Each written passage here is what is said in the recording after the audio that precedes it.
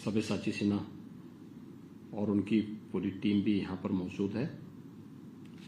मैं सबसे पहले महाकुंभ से संबंधित एक छोटा सा जो वीडियो है आपके सामने प्रस्तुत करूंगा, तो आपके कुछ जो लोग वहां जा नहीं पाए हैं उन लोगों को इसके बारे में थोड़ा अंदाजा लगेगा। 2025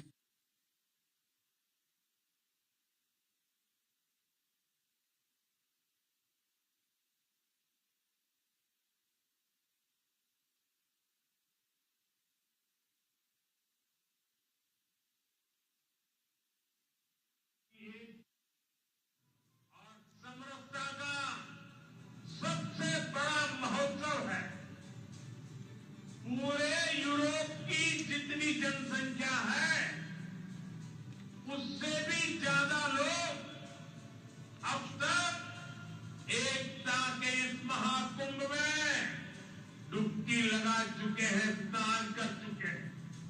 नक्षत्रों के दुर्लभ संयोग से 144 वर्ष में एक बार होने वाले महाकुंभ में पुण्य की डुबकी सनातन मन की सबसे बड़ी आकांक्षाओं में से एक रही। पौराणिक कथा है कि प्रयागराज में त्रिवेणी तट ही वह पुण्य स्थान है जहाँ देव दानवों द्वारा किए गए समुद्र मंथन से प्रकट हुए अमृत कलश से अमृत की बूंद गिरी थी। उसी पुण्य धरा प्रयागराज में पौष पूर्णिमा से महाशिवरात्रि तक 45 दिन के आयोजन में 66 करोड़ 30 लाख से अधिक श्रद्धालुओं का आगमन इतिहास का अब तक का सबसे बड़ा मानव समागम बन गया। आदरणीय प्रधानमंत्री नरेंद्र मोदी जी के मार्गदर्शन और माननीय मुख्यमंत्री योगी आदित्यनाथ जी के नेतृत्व में महाकुंभ का सफल आयोजन सुव्यवस्था की हर कसौटी पर खरा उतरा। अमृत स्नान के लिए 13 अखाड़ों के सन्यासियों साधु संतों की शोभा यात्रा, परंपरागत नगर प्रवेश, अमृत स्नान, कल्पवासियों से लेकर आम श्रद्धालुओं पर पुष्प वर्षा और संगम तट पर सनातन का जय घोष। दिन और रात को एक जैसा बनाने वाली जगमग व्यवस्था की कहीं कोई तुलना ही नहीं थी। राजनीति के क्षेत्र से लेकर रुपहले पर्दे और खेल जगत की हस्तियों समेत अनेक विशिष्ट अतिथि, 100 से ज्यादा देशों से आए विदेशी नागरिकों एवं राजनयिकों ने महाकुंभ में वसुधैव कुटुंबकम की भावना का अनुभव किया। महाकुंभ के डिजिटल प्रारूप ने युवाओं को आध्यात्मिक आयोजन की ओर आकर्षित किया। AI आधारित कुंभ सहायक चैटबॉट, गूगल नेविगेशन, शौचालयों की साफ सफाई के लिए QR कोड आधारित व्यवस्था, चेंजिंग रूम जैसी सुविधाएं युवाओं को संगम तट तक खींच लाए।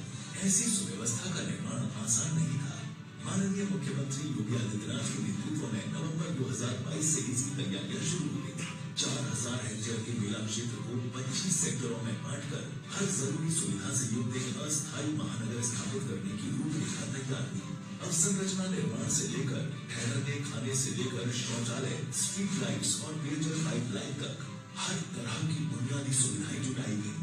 श्रद्धालुओं के आवागमन को बसों की भीड़ों, नए बस स्टॉप्स, स्पेशल ट्रेन समेत 16,000 रेलगाड़ियों ने सुगम बनाया तो हवाई मार्ग से आए श्रद्धालुओं की यात्रा को प्रयागराज एयरपोर्ट के नए टर्मिनल ने आसान कर दिया। 66 करोड़ से ज्यादा की भीड़ के बावजूद किसी आपराधिक घटना का न होना भीड़ की सुव्यवस्थित तरीके से संगम के घाटों तक पहुंचने के पीछे स्मार्ट पुलिसिंग, ट्रैफिक और क्राउड मैनेजमेंट की विस्तृत योजना का बड़ा हाथ रहा। इसके लिए कुल 75,000 पुलिस अर्धसैनिक बल तैनात किए गए। मेला क्षेत्र में क्राउड मैनेजमेंट के लिए AM संचालित कैमरे, ड्रोन की निगरानी थी तो जल क्षेत्र में सुरक्षा देने के लिए NDRF, SDRF और जल पुलिस का 24 घंटे का सजग पहरा था। दुनिया में आस्था आर्थिकी के साथ आज तक लोगों ने नहीं जोड़ा और कहीं ये होता भी नहीं है कि कोई सरकार कहीं किसी सिटी के डेवलपमेंट प्लान के साथ साथ आयोजन के अवसर पर 7,000 करोड़ खर्च करे और उससे उस प्रदेश की अर्थव्यवस्था में 3.5 लाख करोड़ की वृद्धि हो जाए। वो दुनिया के अंदर कभी नहीं देखने को मिलता, लेकिन प्रयागराज महाकुंभ ने साबित करके दिखाया। Confederation of all India traders के अनुसार महाकुंभ में 3 लाख करोड़ रुपए से अधिक का व्यापार हुआ। 10 लाख से ज्यादा लोगों को अस्थायी रोजगार मिला। अनुमान है कि होटल इंडस्ट्री से करीब 40,000 करोड़, खाने पीने की दुकानों से करीब 20,000 करोड़ और पूरे ट्रेवल और ट्रांसपोर्ट से करीब 10,000 करोड़ का कारोबार हुआ। प्रयागराज के 150 किलोमीटर के दायरे में स्थित शहरों और कस्बों में भी व्यापार में जबरदस्त बढ़ोतरी हुई। उत्तर प्रदेश में 5 नए आध्यात्मिक पर्यटन पद से आस्था से अवसरों का निर्माण हुआ। कोई संदेह नहीं कि सनातन धर्म के महाकुंभ पर्व ने एक भारत श्रेष्ठ भारत के सर्वोच्च रूप में भारतवर्ष में एकता, समरसता और समता के नए सूर्य का उदय करने वाले दुर्गोत्सव के रूप में इतिहास में अपना स्थान हमेशा के लिए सुरक्षित कर लिया है।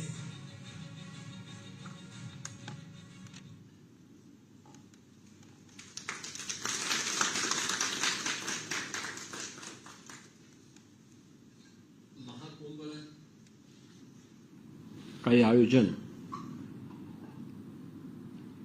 हमारे लिए तो पहला अवसर था, लेकिन इसका एक छोटा रूप 2019 में हम लोगों को करने का अवसर प्राप्त हुआ था, जब प्रयागराज कुंभ के आयोजन को हमारी सरकार ने उसी धरती पर संपन्न किया था। कुंभ सामान्य रूप से यह हजारों वर्षों की भारत की विरासत का हिस्सा रहा है, लेकिन इसके बारे में लोग ये मान चुके थे कि कुंभ का मतलब जहां भगदड़ हो, अव्यवस्था हो, गंदगी हो। आज के समय में लोगों की इस धारणा के विपरीत कुछ नया करके हम दिखाएं, क्योंकि जब हम लीक से हट करके करते हैं तो ही लोगों के लिए वो स्मरणीय बन जाता है। जब हम लकीर का फकीर बनते हैं तो लोग उसको कोई महत्व नहीं देते हैं। हमारी जो सबसे बड़ी समस्या है वो ये है कि हम समस्या के बारे में ज्यादा सोचते हैं, और जब भी हम समस्या के बारे में सोचते हैं तो हमें कोई ना कोई बहाना मिलता है। लेकिन जब हम समाधान की तरफ जाते हैं तो उसके अनेक रास्ते मिलते हैं, और यही समाधान ही इनोवेशन है। प्रयागराज कुंभ 2019 में यही बात हमारे सामने थी। मार्च 2017 में हमारी सरकार बनी थी। जुलाई 17 में मेरी प्रधानमंत्री जी से इसके बारे में चर्चा हुई कि प्रयागराज में कुंभ का आयोजन है। तो उन्होंने मुझसे कहा कि इसको ऐसा बनाएं कि जो लोगों के लिए स्मरणीय बन जाए। दुनिया की एक ऐसी घटना के रूप में क्या इसको प्रस्तुत किया जा सकता है जिसके प्रति पूरी दुनिया आकर्षित हो। यद्यपि यह आयोजन भारत के सनातन धर्म से जुड़ा हुआ एक आयोजन है, लेकिन पूरे भारत को जोड़ने का भी एक माध्यम बन सकता है।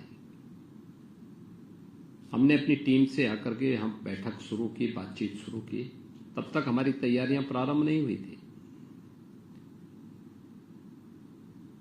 प्रधानमंत्री जी की प्रेरणा थी उस दौरान कि क्या इसमें हेड्स ऑफ द मिशंस को जोड़ा जा सकता है, विभिन्न देशों के जो मिशन हैं उनको इस आयोजन के साथ जोड़ा जा सकता है। तो मैंने तत्कालीन विदेश मंत्री श्रीमती सुषमा स्वराज जी से भी चर्चा की, और मेरे मन में एक बात सामने आई थी। मेरे सामने 2013 का कुंभ भी था। 2013 में कुंभ का आयोजन हुआ था, और कुंभ के इस दौरान मैंने समाचार पत्रों में इस बात को देखा था, और मैं उस दिन स्वयं प्रयागराज में ही था। मैं उस समय एक योगी के रूप में अपने शिविर में था, लेकिन अगले दिन समाचार पत्रों की लीडिंग न्यूज बनी थी जिसमें था कि मॉरिशस के प्रधानमंत्री प्रयागराज महाकुंभ में आए, लेकिन कुंभ में गंदगी को देख करके, गंगा जी में गंदगी को देख करके वे बिना स्नान किए ही और ये टिप्पणी करते हुए कि क्या यही गंगा है, और ये कहते हुए वे दूर से ही प्रणाम करते हुए चले गए। तो मेरे मन में ये बात आई कि एक देश के राष्ट्राध्यक्ष हमारे आयोजन में भाग लेने के लिए आए और उनकी भावनाएं आहत हुई। इसका मतलब हमारे आयोजन में कोई कमी थी।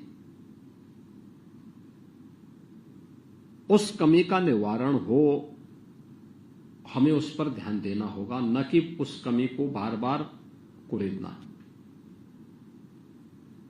और फिर हमने इस बारे में कहा, क्योंकि मुझे उससे पहले कई बार कुंभ के आयोजन के साथ जुड़ने का अवसर प्राप्त हुआ था, तो मैंने इस बारे में कहा। मैंने कहा देखिए होता क्या था वहां पे,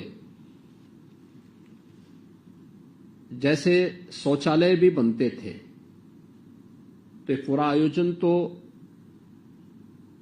गंगा के तट पर बालू में होता है, तो सीट को बालू में ऐसे डाल दिया जाता था और अधिक दिनों, जैसे सप्ताह 10 दिन कोई व्यक्ति रहे तो वहां बदबू आनी शुरू होती थी और उसके बाद मक्खी मच्छर ये सब शुरू होते थे, फिर बीमारी शुरू होती थी। तो हम लोगों ने इस बारे में कहा क्या कोई समाधान हो सकता है कि हम लोग ऐसे टॉयलेट बनाएं जिनकी नियमित रूप से सफाई हो सके।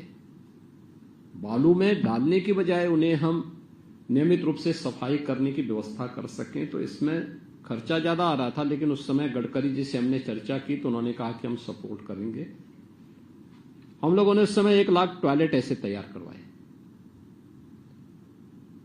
और उन्हें उतने ही टॉयलेट थे, उतने टैंक भी बनाए, तैयार किए गए और नियमित रूप से उनकी सफाई के कार्यक्रम को उसके साथ जोड़ा गया। ये कहीं भी एक भी सीवर या एक भी टॉयलेट का कोई भी लिक्विड गंगा या यमुना नदी में नहीं जाना चाहिए। स्वच्छता के लिए कर्मचारी तैनात किए गए और ये राउंड द क्लॉक सफाई होगी। जब मुख्य स्नान है, भीड़ है, उस दौरान संभव नहीं, लेकिन जैसे भीड़ छंटे सफाई का कार्यक्रम हमारा चलता रहे। दिन में भीड़ है तो रात्रि में सफाई हो, कहीं भी कोई कूड़ा नहीं दिखना चाहिए, गंदगी नहीं दिखनी चाहिए। नदी हो, आश्रम हो, घाट हो या फिर किसी भी अन्य स्थल पर शुद्ध पेयजल की आपूर्ति की व्यवस्था हर एक शिविर में हो सके, हम वाटर एटीएम की स्थापना कर सके, इस कार्यक्रम को भी उसके साथ जोड़ा गया। और आयोजन तो 55 दिन का था 2019 में, लेकिन मैंने तैनाती उससे भी 2 महीने पहले सभी कर्मचारियों की वहां पे की थी, जिससे इनकी ट्रेनिंग कराई जा सके। इनके लिए स्पेशल कोर्स, उनके लिए ओरिएंटेशन कोर्स वहां पे चलाए जा सके कि इस बड़े आयोजन को संपन्न करने के लिए उनको कैसे तैयार होना है, कैसे इसको आगे बढ़ाना है। उन्हें हर प्रकार की सुविधाएं दी गई, लेकिन साथ साथ जवाबदेही भी उसके साथ तय की गई थी। टेक्नोलॉजी का हम लोगों ने उस समय उपयोग किया था और इससे भी महत्वपूर्ण था, इतना बड़ा आयोजन सकुशल संपन्न तब होगा जब सुरक्षा की बेहतर व्यवस्था हो, क्राउड मैनेजमेंट एंड सिक्योरिटी की उत्तम व्यवस्था और प्रत्येक व्यक्ति के मन में हम एक विश्वास पैदा कर सकें कि हां, यह पुलिस हमें सुरक्षा दे सकती है। दूसरा, किसी भी क्राइसिस मैनेजमेंट में किसी भी स्वयंसेवी संगठन से महत्वपूर्ण रोल पुलिस की होती है, तो पुलिस का व्यवहार उस समय मायने रखता है। देखिए, फर्स्ट रिस्पॉन्ड पुलिस करती है, लेकिन पुलिस के प्रति आम जन के मन में एक अविश्वास जैसा भाव होता है। इस अविश्वास को दूर करना।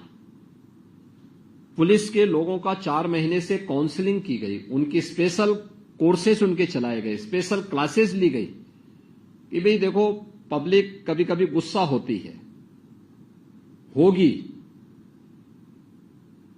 क्योंकि होगा क्या कि मुझे मालूम था कुंभ के वॉल्यूम के बारे में, उसके स्केल के बारे में, कि महाकुंभ का आयोजन है तो इसमें भीड़ होगी,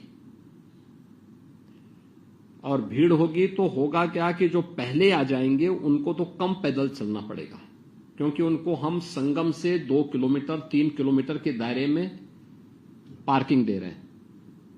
लेकिन जैसे जैसे पार्किंग भरती जाएगी वैसे वैसे लोगों को ज्यादा पैदल चलना पड़ सकता है। अब जिसको 10 किलोमीटर पैदल चलना पड़ेगा, कभी पैदल चला नहीं है, और उसको कोई पुलिसकर्मी रोकेगा तो झल्ला ही जाएगा। उन स्थितियों में गुस्सा नहीं होना है, हाथ जोड़ करके उसको समझाना है, उसको बैठने की व्यवस्था करनी है। इन सभी चीजों के लिए उन्हें तैयार किया गया। ये सभी आयोजन करने के लिए हम लोगों ने फिर 19 का हमारे पास एक उदाहरण था कि 19 के प्रयागराज कुंभ ने एक संदेश दिया था स्वच्छता और सुव्यवस्था का। टेक्नोलॉजी का कुछ हमने हद तक उपयोग किया था, उसका भी व्यापक प्रभाव पड़ा था। ऐसे ही 25 ये महाकुंभ होगा, इसमें भीड़ उससे ज्यादा होनी है। इतना ज्यादा भीड़ होगी ये हमें अंदाजा नहीं था, लेकिन मैं ये मानता था कि 24 की तुलना, यह 19 की तुलना में दुगनी भीड़ होगी, दुगनी। तो उसके लिए उस प्रकार की व्यवस्था की गई। एक मैंने नवंबर 2022 में जो पहली बैठक ली थी, एक सामान्य बैठक ली थी, उस समय कोई तैनाती हमने किसी अधिकारी की नहीं की थी, लेकिन शासन के अधिकारियों के साथ मैंने बैठक ली थी। उस समय मैंने कहा था कि भाई देखो, ये मान के चलिए कि हमारे पास 1 वर्ष का समय है।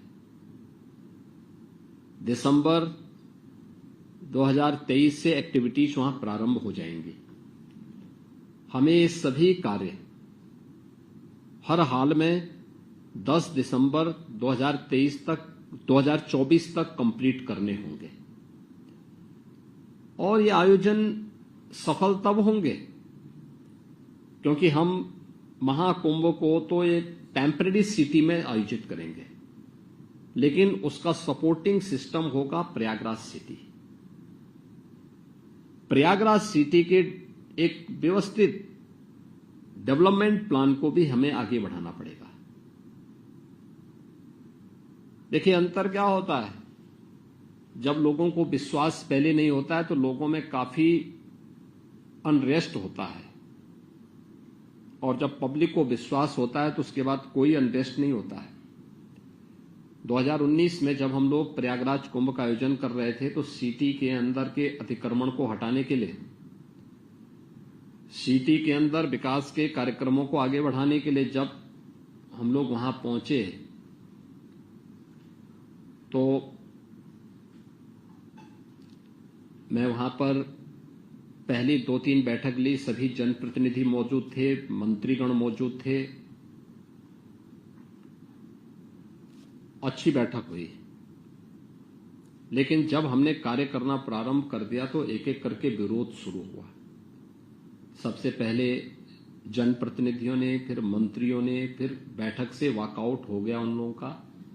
और मुझे लगता है कि कुंभ आयोजन के पहले के 6 महीने ऐसे थे जिनमें उन लोगों ने मेरे साथ किसी बैठक में प्रतिभाग नहीं किया। यह 2019 की स्थिति थी।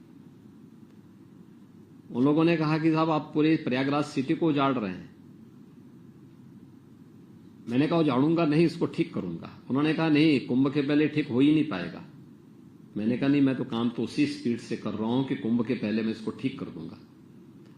खैर, अगर मैं उनके द्वारा उठाई गई समस्याओं पर ज्यादा सुनता तो लगता था कि मैं काम नहीं कर पाऊंगा, कुछ भी उसका रास्ता नहीं निकाल पाऊंगा। तो मैंने कहा भी नहीं, मुझे ठीक करना है, और मैं उस समाधान की तरफ ही आगे बढ़ता रहा। परिणाम क्या था कि कुंभ के ठीक पहले दिसंबर में मैंने प्रधानमंत्री जी का कार्यक्रम लिया और भव्य तरीके से आयोजन को करके जितने भी प्रयागराज सिटी के डेवलपमेंट के कार्य हुए थे, जब कार्य कंप्लीट हो गए तब वही सभी लोग मेरे बैठक में आए। उन्होंने कहा साहब बहुत अच्छा हो गया प्रयागराज तो, क्योंकि रात रात भर मैं शाम को जाता था, क्योंकि मेरे बैठक में किसी मंत्री जनप्रतिनिधि को रहना नहीं था, अधिकारियों को रहना था, तो मैं शाम को जाता था। यहां से शाम को 6 बजे 7 बजे गया, आराम से बैठक लिया सर्किट हाउस में या मेला कार्यालय में बैठक लिया। बैठक लेने के बाद फिर उनके साथ में डिनर लिया। उसके बाद फिर रात्रि को 12 बजे के बाद फिर मैं निकलता था सिटी घूमने के लिए और सुबह फिर वहीं से अपना स्टेट प्लेन लेकर के लखनऊ वापस आ जाता था। ये मेरा क्रम लगातार चलता था 2019 में। लेकिन जब सिटी की शकल सूरत बदल गई, सिटी में डेवलपमेंट के कार्यों को देखा लोगों ने, तो लोगों के दिमाग में आया कि हां सिटी में कुछ अच्छा हुआ है। और 2025 के महाकुंभ के पहले मैंने उससे दोगुना काम किया है प्रयागराज में, और कोई विरोध नहीं था। पब्लिक का भी सपोर्ट मिला, जनप्रतिनिधियों का भी सपोर्ट मिला, सभी लोग मेरे साथ खड़े थे। जहां मैं कहता था वहां लोग खड़े होते थे। तो पब्लिक का यह विश्वास अत्यंत महत्वपूर्ण होता है इन सभी आयोजनों में। और परिणाम क्या था, हम लोगों ने उसके स्केल को बढ़ाया। जैसे प्रयागराज में हम लोगों ने मेले के दायरे को बढ़ाया। 2019 में जितना था हमने कहा लगभग इसका दुगना करने का प्रयास करो। 2000 हेक्टेयर में था, यानी 5000 एकड़ में, तो इसको 10,000 एकड़ में बना दो। टॉयलेट 1 लाख थे तो उसको 1.5 लाख करो। संस्थाएं 6000 थी तो इस बार 8000 आएंगी। 1 लाख टेंटेज थे पहले, 60,000 टेंटेज थे पहले 19 में, इस बार मान के चलो कि 1 लाख से ऊपर आएंगे। पेंटोन केवल 22 थे, उसको 30 किया गया। यानी हर एक के दायरे को बढ़ाया गया। पार्किंग स्पेस 5000 एकड़ में केवल पार्किंग के 6 अलग अलग स्थल हर रूट पे दिए गए थे, जिसमें 6 लाख बसेज और 4 व्हीलर को हम पार्क कर सकते हैं। लेकिन मैं ये जानता था कि कहीं ना कहीं हम लोग चूकेंगे,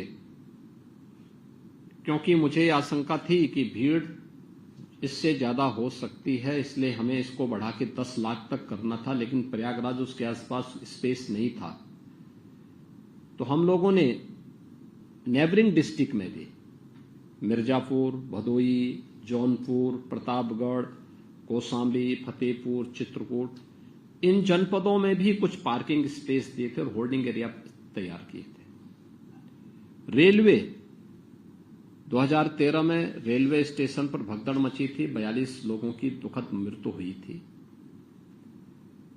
तो रेलवे का मुख्य जंक्शन के साथ साथ 9 अन्य स्टेशन का विस्तारीकरण किया गया। प्रयागराज में एयरपोर्ट का विस्तारीकरण किया गया, सिविल टर्मिनल का, होल्डिंग एरियाज बनाए गए। रेलवे स्टेशन के साथ साथ बाहर भी, कि अगर बाई चांस किसी रेलवे स्टेशन पर 5 लाख की भीड़ एक साथ आ गई, रेलवे स्टेशन की सामर्थ्य 3 लाख की है, तो हम 2 से लेकर के 5 लाख अन्य लोगों को होल्डिंग एरिया में रोक करके उनके लिए व्यवस्था दे सकें।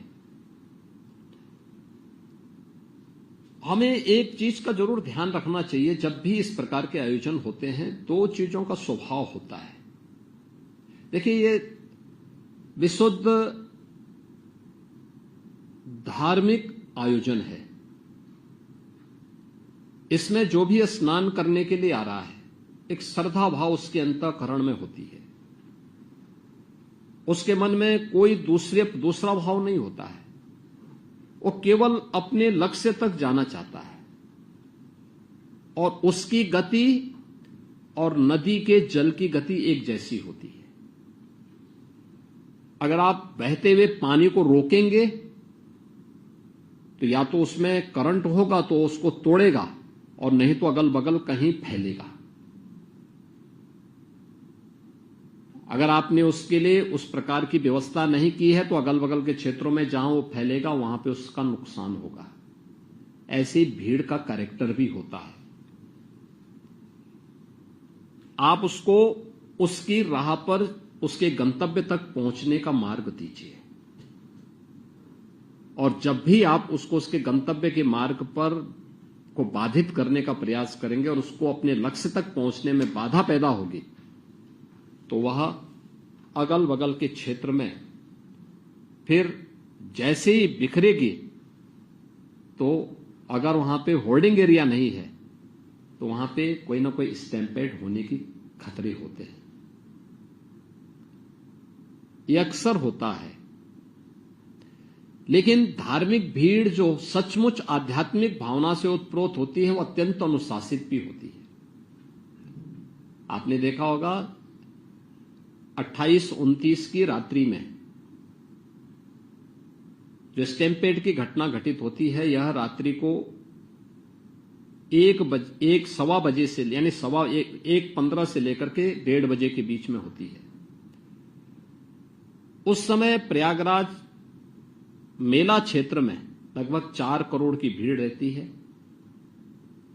और बाकी लोग, क्योंकि सायंकाल 7:30 बजे से ही मुहूर्त शुरू हो जाता है मौनी अमावस्या का, और बाकी भीड़ आ रही है, हर स्तर पर प्रेशर है। लेकिन जैसे ही स्टैम्पेड की घटना घटित हुई, विद इन 15 मिनट के अंदर पब्लिक ने स्वयं ग्रीन कॉरिडोर दिया और उन सभी लोगों को हॉस्पिटल पहुंचाने में मदद भी की। आप अनुमान करिए, जहां पे पूरी सिटी, जिस सिटी की क्षमता केवल 25 लाख की हो, उस सिटी के अंदर 2.5 से 3 करोड़ लोग हों। मेला क्षेत्र में जिसमें रहने के लिए हमने केवल 25 लाख लोगों की व्यवस्था की है, उस मेले क्षेत्र में 4 करोड़ से अधिक की भीड़ हो, आने वाले सभी मार्गों पर भीड़ हो। और यह स्थिति तब थी जब हमने नेबरिंग डिस्ट्रिक्ट में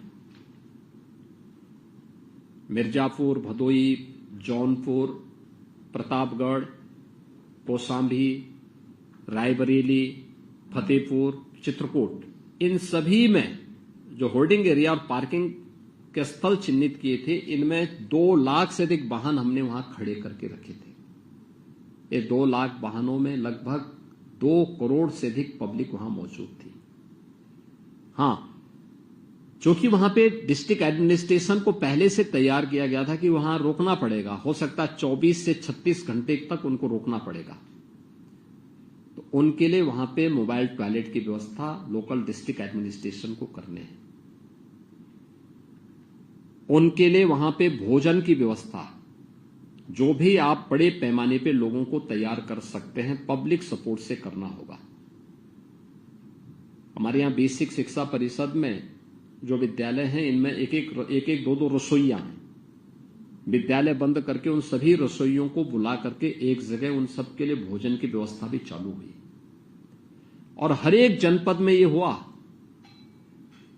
परिणाम था कि 24 घंटे तक हम लोगों ने, यानी 28 की सायंकाल 5 बजे से लेकर के 29 की सायंकाल 5 बजे तक इन सभी लोगों को हम लोगों ने अगल बगल के जनपदों में 2 करोड़ की भीड़ को कंट्रोल करके रखा। और तब जाकर के फिर वे, जब प्रयागराज में, क्योंकि 29 जनवरी को मौनी अमावस्या के दिन मुख्य अमृत स्नान भी था, श्रद्धालु जनों के साथ साथ 13 अखाड़ों का स्नान भी होता है। अखाड़ों का स्नान 2 चैलेंज होते हैं। एक, पहला स्नान कौन करेगा, जिसको लेकर के पहले के कुंभ में मारकाट होती थी, व्यापक झगड़े होते थे। दूसरा, स्नान प्रातः 4 बजे से होना था, लेकिन स्टैम्पेड की घटना के बाद सभी अखाड़े तैयार थे, लेकिन मैंने 3 बजे प्रातः उनसे अनुरोध किया कि स्नान को कुछ देर आपको स्थगित करना पड़ेगा, क्योंकि एक घटना घटित हुई है। घटना पैनिक न हो इसलिए हमने उसको हॉस्पिटल तो लोगों को पहुंचाया, उनके उपचार भी करवाए, कुछ लोगों की दुखद मौत भी हुई, लेकिन हमने इसको बहुत हाईलाइट नहीं होने दिया पहले, क्योंकि घटना पैनिक न हो। क्योंकि हमारे पास उस समय 8 करोड़ लोग, 8 करोड़ श्रद्धालु और संत उस समय प्रयागराज में मौजूद थे, मेला क्षेत्र में, प्रयागराज सिटी में। इस प्रकार की घटना की पुनरावृत्ति न हो इसके लिए फिर यहां से स्वयं हम लोगों ने कंट्रोल करना प्रारंभ किया। अधिकारीगण मौके पे मौजूद थे, इन चीजों को हम लोग लगातार उन चीजों को करने लग गए। और फिर उनका स्नान, चूंकि मुहूर्त 29 को पूरे दिन भर था, तो फिर दोपहर 12 बजे तक उनको ले संगम नोच खाली करवा करके वहां पे उनके स्नान की तैयारी की गई। और फिर 3 बजे से 2-2:30 बजे से उनका स्नान प्रारंभ हुआ, 13 के 13 अखाड़ों का और अन्य संतों का। एक प्रेशर संतों का स्नान करने का था, दूसरा श्रद्धालु सकुशल स्नान करके निकल भी सके, यह एक आयोजन था। देखिए, एक विपरीत परिस्थिति में निर्णय लेने की सामर्थ्य विकसित करना एक चैलेंज था। अक्सर होता है जब इस प्रकार की स्थितियां आती हैं तो बहुत सारे लोग हाथ पैर छोड़ देते हैं और ये मान के चल लेते हैं कि अब जो होना होगा देखा जाएगा। नहीं, हमें विपरीत परिस्थितियों में धैर्य से काम लेकर के और उस समय मजबूती से उस चैलेंज को फेस करने के लिए तैयार होना होगा। दूसरा है कि इस डायलॉग की भाषा,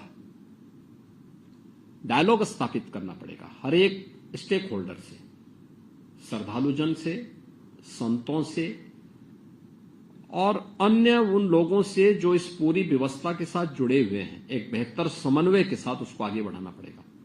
और यह कार्य फिर वहां पर पहले से भी था, लेकिन इसको और बेहतर करके मैंने स्वयं भी बातचीत करना शुरू किया यहां से। तो आयोजन भी हुआ, अन्य आयोजनों को कंट्रोल किया गया, अगल बगल के जनपदों को भी कहा गया कि भाई देखो, जब तक मैं नहीं कहूंगा तब तक आप वहां से किसी को छोड़ेंगे नहीं, रास्ता आप क्लियर करेंगे जिससे यहां से निकलने वाले लोगों को हम बाहर निकाल सके। और रेलवे स्टेशंस की भीड़ को भी कंट्रोल करने के लिए होल्डिंग एरिया के साथ साथ जगह जगह कंट्रोल करने के लिए टीम्स पहले से तैयार थी, लेकिन उसमें और भी हम लोगों को सावधानी बरतनी पड़ी थी। तो ये प्रयागराज की दृश्य था जिसमें प्रयागराज के इस पूरे आयोजन को सकुशल हम संपन्न करने में सबसे महत्वपूर्ण बात यह है कि इन पूरे आयोजन में ये आस्था आर्थिकी का भी कारण बन सकता है, प्रदेश और देश की अर्थव्यवस्था में भी योगदान दे सकता है। यह मुझे लगता है कि अब तक जिसको हम नजरअंदाज करते थे, आज वह देखने को वहां मिल रहा है। उसका एक छोटा सा उदाहरण मैं आपको दूं। प्रयागराज में महाकुंभ के आयोजन के पहले पूरा आयोजन 13 जनवरी से 26 फरवरी के बीच में हुआ है, 45 दिन का आयोजन था। 13 जनवरी को मुख्य एक स्नान था पौष पूर्णिमा का, उस शुभारंभ था महाकुंभ का। दूसरा स्नान मकर संक्रांति का था, इसमें अमृत स्नान भी था। तीसरा स्नान मौनी अमावस्या का था 29 जनवरी को। चौथा स्नान था बसंत पंचमी 3 फरवरी को। पांचवां स्नान था माघी पूर्णिमा 12 फरवरी को। और अंतिम स्नान और महाकुंभ का समारोह था 26 फरवरी महाशिवरात्रि के दिन। 6 स्नान थे जिनमें 3 अमृत स्नान थे। महाकुंभ में 8,000 से अधिक संस्थाओं ने भाग लिया था, यानी धार्मिक और सामाजिक संस्थाएं थी। शेष अन्य तमाम अन्य संगठन भी इस आयोजन में भागीदार बने थे और 1 लाख से अधिक टेंटेज हम लोगों ने वहां उपलब्ध करवाए थे पूरे आयोजन में। बालू में चलना आसान नहीं होता है, क्योंकि अगर गीला होगा तो धंसेगा, और अगर थोड़ा बहुत सूखा है, धूप है, तो वह धूल उड़ाएगा बहुत। उसके लिए चेकर्ड प्लेट बिछाई जाती है। 500 किलोमीटर की चेकर्ड प्लेट हम लोगों ने उसके लिए तैयार की थी। 30 पेंटून ब्रिज बनाए थे गंगा नदी और यमुना नदी को पार करने के लिए, इस पार से उस पार जाने के लिए। हम लोगों ने रिवर फ्रंट तैयार किए थे। 12 किलोमीटर का अस्थायी घाट भी बनाया गया था। कुछ पक्के घाट बनाए गए थे। जो लोग सामान्य दिनों में, अक्सर होता क्या था, कुंभ के दौरान बसंत पंचमी के स्नान के बाद मेला लगभग समाप्त हो जाता था। केवल कल्पवासी बसते थे माघी पूर्णिमा तक। उनका 1 महीने का चलता है, पौष पूर्णिमा से माघी पूर्णिमा तक। शेष मेला बसंत पंचमी के दिन लगभग संपन्न हो जाता था। लेकिन पहली बार था कि मेला महाशिवरात्रि तक चला। हमने अंदाजा लगाया था कि 45 दिन में एवरेज 75,000 से 1 करोड़ लोग आएंगे, यानी 75,000 से 1 करोड़ लोगों की उपस्थिति होगी। लेकिन एवरेज जो उपस्थिति थी पूरे आयोजन में, ये मौनी अमावस्या के पहले, यानी मौनी अमावस्या में 28, 29 और 30 को ही 15 करोड़ श्रद्धालु वहां आए थे, जिनमें 5 करोड़ 28 जनवरी को, 8 करोड़ आए थे आपके 29 जनवरी को, और 2 करोड़ थे 30 जनवरी को। शेष उससे पहले लगभग 3.5 करोड़ आए थे मकर संक्रांति को, और 1.5 करोड़ आए थे पौष पूर्णिमा 13 जनवरी को। अन्य दिनों में 50 लाख, 60 लाख, 50 लाख, 60 लाख चल रहा था। ये मौनी अमावस्या के पहले, यानी 28 के पहले। लेकिन 28 के बाद, 29 के बाद, 30 के बाद ये संख्या 1.5 करोड़, 1.25 करोड़ पर डे के हिसाब से चलती रही। और आपके लगभग 3 करोड़ के आसपास थी बसंत पंचमी के दिन, 2 करोड़ के आसपास थी आपके माघी पूर्णिमा के दिन, और बाकी अन्य दिनों में 1.25, 1.5, 1.25 ये संख्या वहां निरंतर चलती रही। ये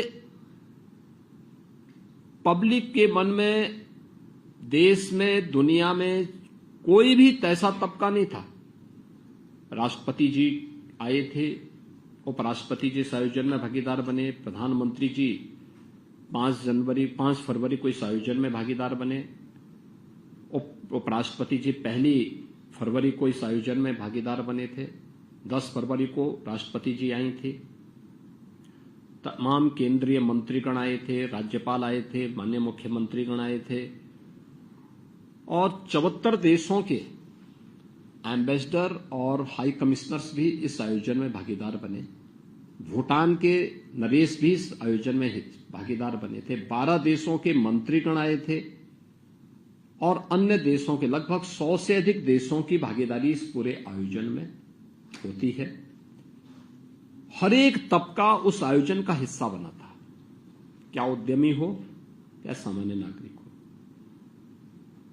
क्या वह सेलिब्रिटीज हो, चाहे वह फिल्म स्टार हो, चाहे वह देश का जो क्रिकेटर हो, या कोई भी अन्य, हर एक तबके का व्यक्ति उस आयोजन का हिस्सेदार बना था। और जो भी आया उस अद्भुत संगम को देख करके, दृश्य को देखकर अभिभूत होता था, डुबकी लगा करके फिर वहां से बहुत अच्छी बातों को लेकर के जाता था। प्रयागराज के बहुत सारे सबक भी हैं, और महाकुंभ का सबक यही है। देखिए, श्रीमद् भगवत गीता एक बात कहती है कि ये यथा माम प्रवदन्ते तांस तथैव भजाम्यहम्। यानी श्रीमद् भगवत गीता में भगवान कहते हैं कि जो मुझे जिस दृष्टि से देखता है, जिस रूप में भजता है, मैं उसको उसी रूप में दिखाई देता हूं। जिसने जिस रूप में प्रयागराज को देखा, महाकुंभ को जिस रूप में देखा, उसको वही दर्शन वहां हुए भी, और हर तबके के व्यक्ति को उसके अनुरूप वहां सामग्री भी मिले। आप देखें, दुनिया के अंदर आप में से बहुत सारे लोग ऐसे होंगे जिन्होंने दुनिया के तमाम न्यूज़पेपर को भी देखा होगा, और उन आयोजनों में आप भागीदार भी बने होंगे जिसके बारे में उनकी नेगेटिविटी और उनके द्वारा जो तमाम प्रकार की गलत टिप्पणियां की जाती थी, उनमें अगर आप देखेंगे बहुत सारे ऐसे थे जिन्होंने इस पूरे आयोजन के बारे में जो टिप्पणी की है। द वॉल स्ट्रीट जर्नल जो यूएस की है, उसने कहा है कि यह एक ऐसा आयोजन था जहां अमेरिका की कुल आबादी से ज्यादा लोग जुटे, यानी यूएस की जो कुल पॉपुलेशन है उसकी लगभग दोगुनी आबादी इस आयोजन का हिस्सा बनी थी। बीबीसी ने कहा कि महाकुंभ मानवता का सबसे बड़ा समागम था। बीबीसी की टिप्पणियां हर व्यक्ति जानता है। एक्सप्रेस ट्रिब्यून ने यह विश्व का सबसे बड़ा धार्मिक समारोह था। द न्यूयॉर्क टाइम्स ने लिखा है कि आयोजन न केवल श्रद्धालुओं और पर्यटकों, यानी इस आयोजन में न केवल श्रद्धालु और पर्यटक ही नहीं बल्कि नेता और हस्तियां भी पहुंची। राइटर्स ने लिखा यह डिजिटल कुंभ था जिसमें व्यवस्था बनाने के लिए तकनीक का बेहतरीन इस्तेमाल किया गया था। हमने डिजिटल टूरिस्ट मैप भी जारी किया था। अगर किसी श्रद्धालु को कहीं जाना है तो उसके लिए उस प्रकार की व्यवस्था, क्यूआर कोड को डाउनलोड करिए, आप उसके माध्यम से वहां तक पहुंच सकते हैं। टॉयलेट की पोजीशन क्या है, आप उसके माध्यम से जानकारी ले सकते हैं। हम लोगों ने इसके अलावा वहां पे सुरक्षा के लिए भी इसका बेहतरीन इस्तेमाल किया था।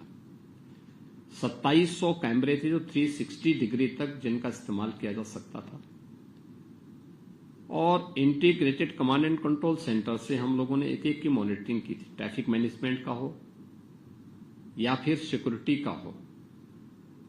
हम लोगों ने एंटी ड्रोन सिस्टम के साथ पूरे कुंभ क्षेत्र को कवर करके रखा था। कोई भी ड्रोन बिना परमिशन के वहां उड़ नहीं सकता था, और इसके लिए पहली बार किसी आयोजन में एंटी ड्रोन सिस्टम का इस्तेमाल किया गया था। द गार्डियन ने लिखा है कि यह पर्वों का पर्व था, लोगों की उमंग और उत्साह चरम पर रहा।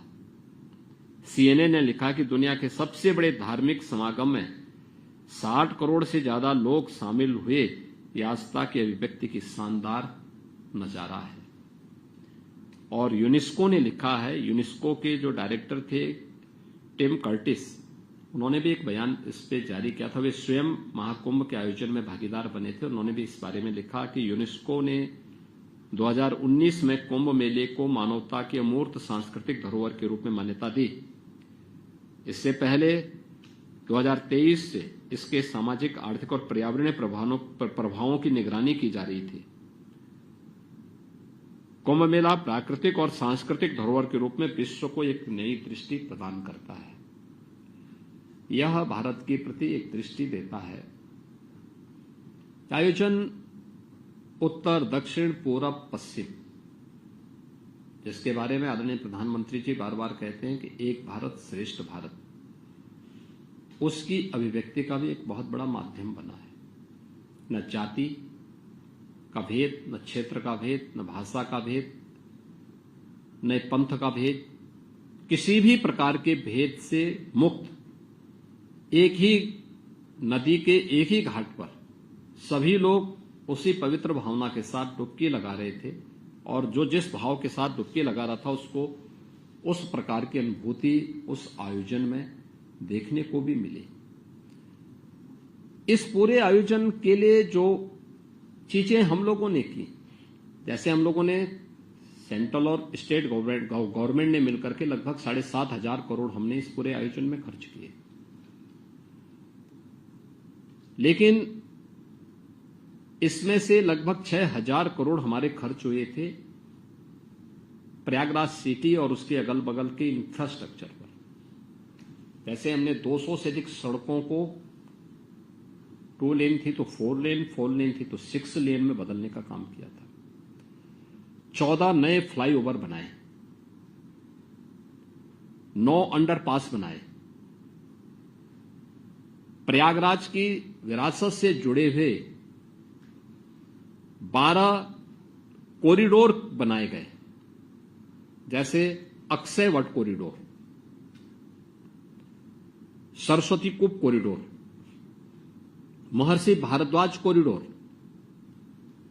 श्रृंगवेरपुर में निषादराज गुहा कॉरिडोर, नागवासुकी कॉरिडोर, प्रयागराज के जो इष्ट देव हैं वो बेनी माधव हैं, 12 माधव की मान्यता है प्रयागराज में। इन 12 माधव की कॉरिडोर को भी हम लोगों ने डेवलप किया। तो ये सभी पे पैसा हम लोगों ने दे करके उसका डेवलपमेंट किया। लेटे हुए हनुमान जी, जो बड़े हनुमान जी हैं, उनका भी एक कॉरिडोर वहां पे बनाया, पूरा उसको तैयार किया गया है।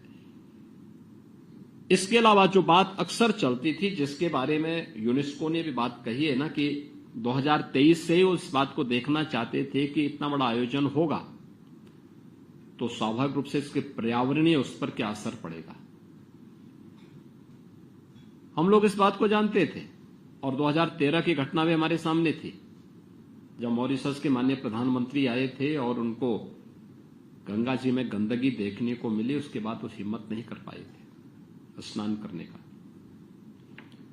तो हम लोगों ने इस बात को ध्यान में रखा था कि पहले दिन से ही, कि गंगा नदी हो या यमुना नदी, कहीं भी कोई नाला या कोई सीवर लीक न होने पाए, सिटी का हो या उससे ऊपर भी।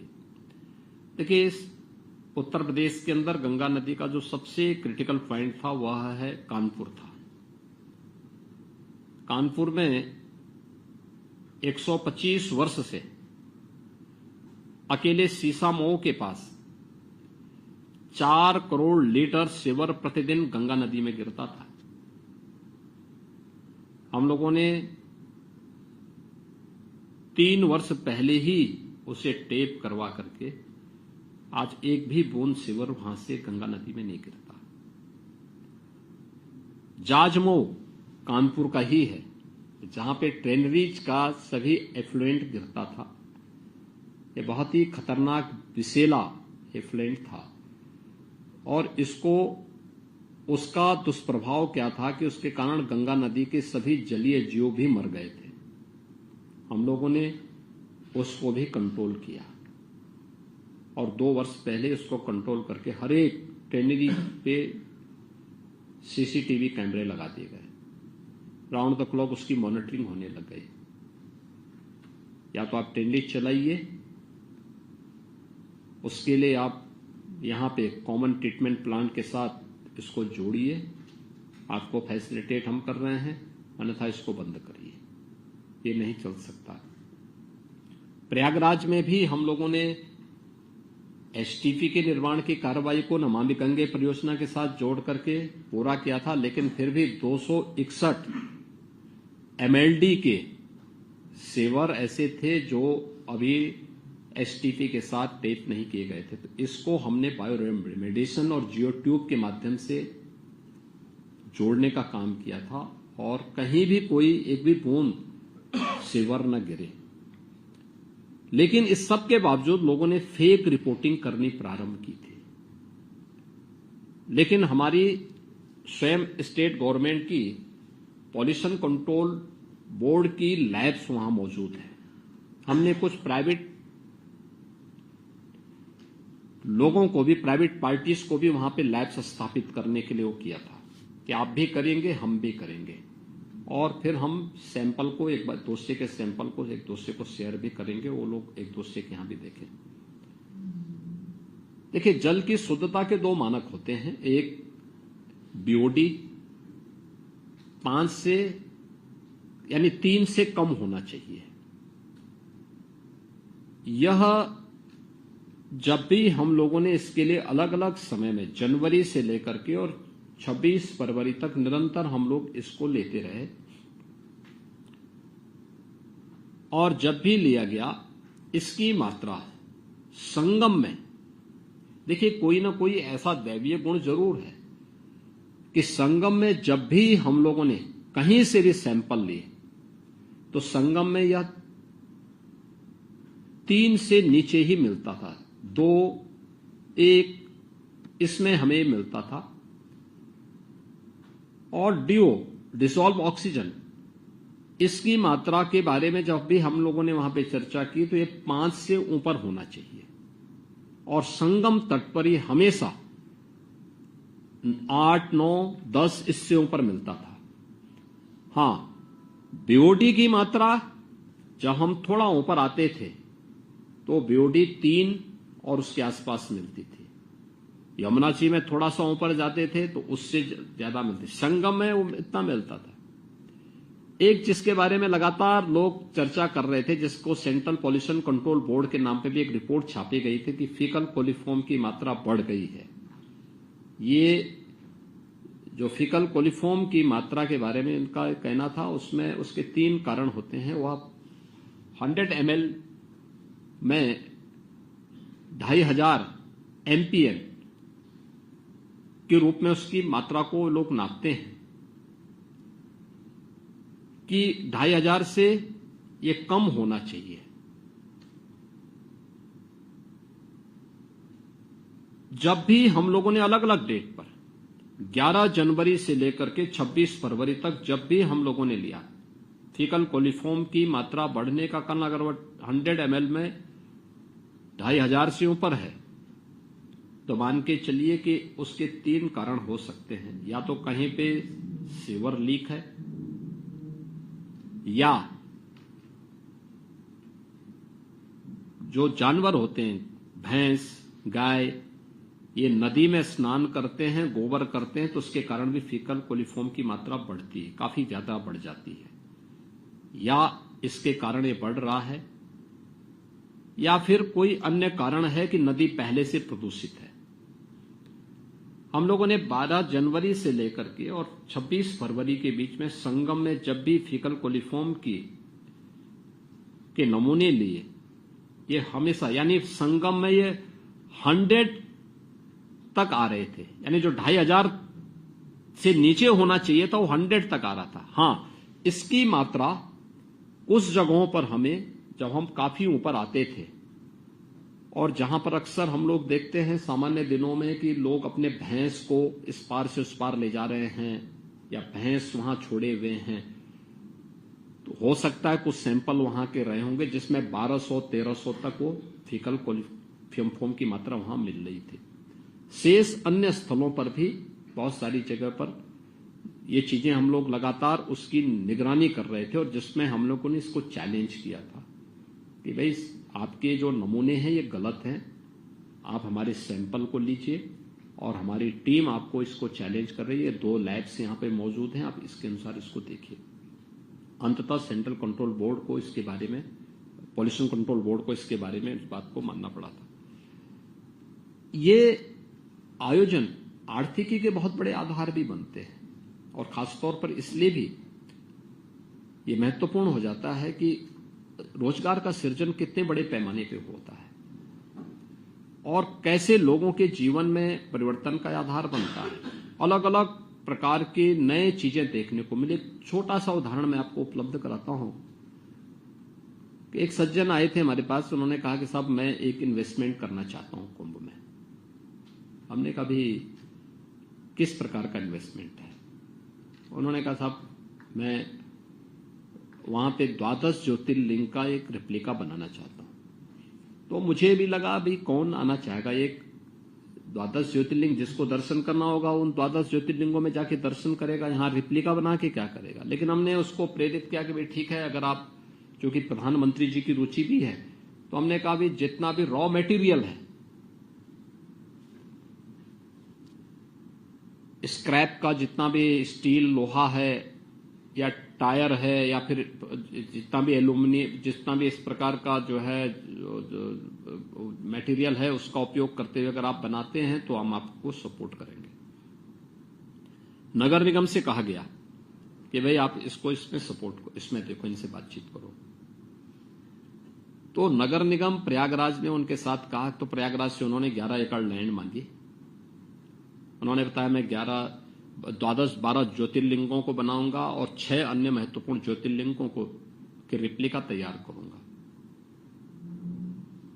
और उसको मैं वहां मूर्ति या कोई ज्योतिर्लिंग नहीं रखूंगा, बाहर ही मंदिर का वो बनाऊंगा, ढांचा तैयार करूंगा और बाहर एक वीडियो स्क्रीन के माध्यम से प्रत्येक ज्योतिर्लिंग में उसके बारे में बताऊंगा।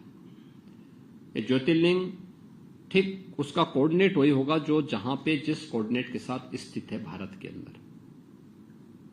हमने ओके किया, उसने बनाया। जनवरी फर्स्ट वीक में मैंने उसको उद्घाटन भी किया। 10 जनवरी से 31 जनवरी तक उसने जितना इन्वेस्ट किया था वो पूरा पैसा अपना कमा चुका था। 14 करोड़ उन्होंने इन्वेस्ट किया था, 14 करोड़ की उसकी कमाई हो गई थी।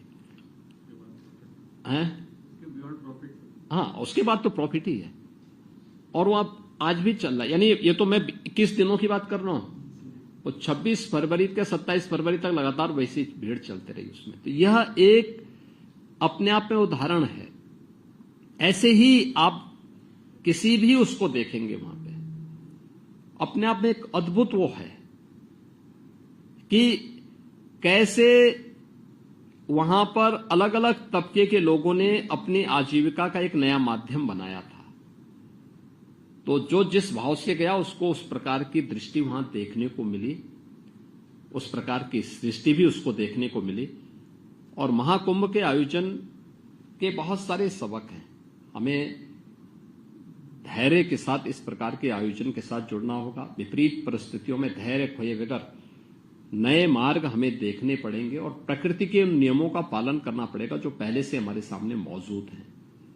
जैसे नदी का प्रवाह है, आप छेड़ोगे तो उसके दोनों परिणामों के बारे में हमें पहले से इंतजार करना पड़ेगा।